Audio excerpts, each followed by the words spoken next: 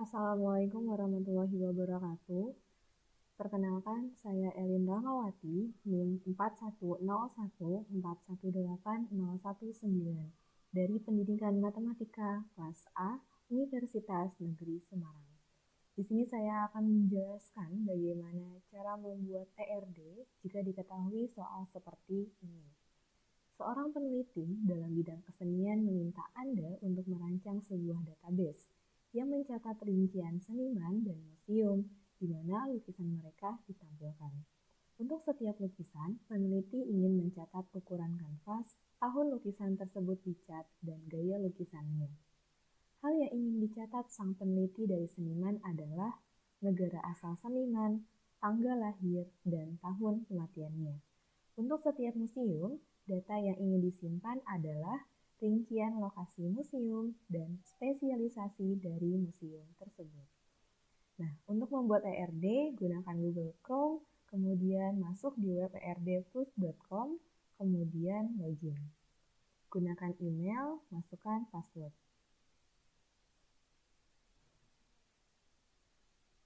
Tampilan ERD seperti ini, kemudian klik New Folder, kita beri nama database latihan 2.3. Kemudian pilih Grab. Kemudian kita cari foldernya database latihan 2.3.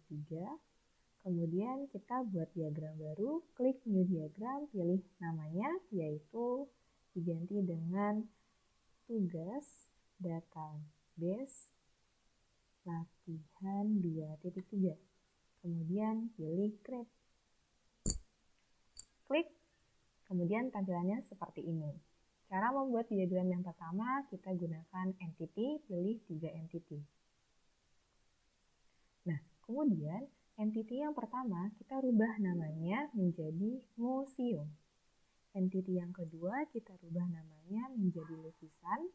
Dan entity yang ketiga, kita rubah namanya menjadi seniman. Di setiap entity, kita beri atribut. Atributnya dengan cara add atribut.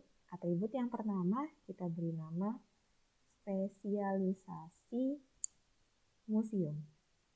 Kenapa menggunakan underscore? Karena dua kata. Lebih dari satu kata menggunakan underscore. Kemudian atribut yang kedua yaitu rincian lokasi.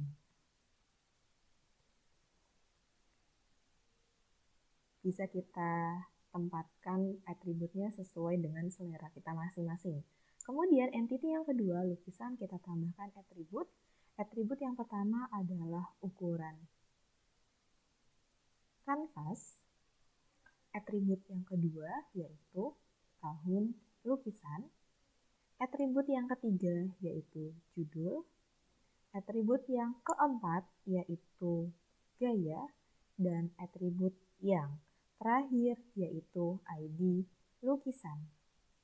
Nah, setelah itu kita atur terlebih dahulu bentuk atributnya mau seperti apa. Kemudian entity yang ketiga yaitu seniman. Kita tambahkan atribut, yang pertama adalah ID seniman. Kemudian atribut yang kedua yaitu tanggal. Atribut yang ketiga yaitu negara asal. Dan atribut yang keempat yaitu tahun. Kemudian atur atributnya sesuai dengan selera. Di antara entity museum, lukisan, dan seniman, pilih relationship. Pilih dua relationship untuk menghubungkan antara museum, lukisan, dan seniman.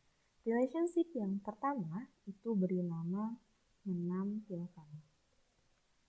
Relationship yang kedua beri nama yang dilukis. Kemudian, relationship yang pertama kita hubungkan dengan museum dan lukisan. Entity 1-nya kita ganti menjadi lukisan, entity 2-nya kita ganti menjadi museum. Dapat kita atur sehingga garisnya menjadi lurus.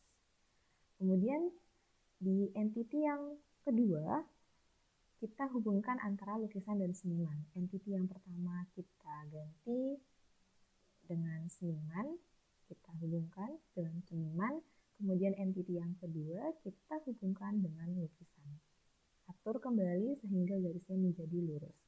Kemudian di setiap relasi ini ada hubungannya, yaitu antara mandatory, one, optional, or maybe.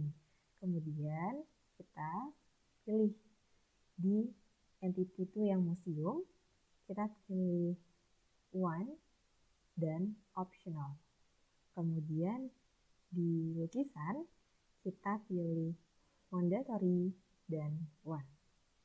Kemudian di antara lukisan dan seniman kita pilih lukisan yaitu one dan mandatory. Kemudian di seniman kita pilih many dan mandatory. Nah, sehingga dapat kita simpulkan bahwa museum dengan atribut spesialisasi museum, rincian, lokasi menampilkan suatu lukisan. Lukisan ini yang dilukis oleh seniman. Dan jangan lupa kita berikan primary key.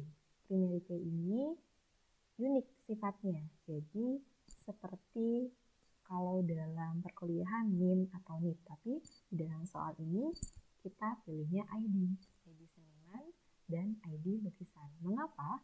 Karena ID seniman itu setiap orang pasti berbeda-beda dan ID lukisan setiap lukisan pun akan berbeda-beda.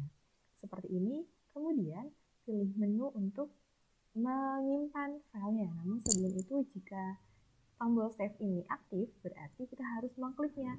Karena tombol save ini tidak aktif, maka sudah selesai. Export image, kemudian high resolution, pilih save, dan selesai. Sekian, terima kasih. Assalamualaikum warahmatullahi wabarakatuh.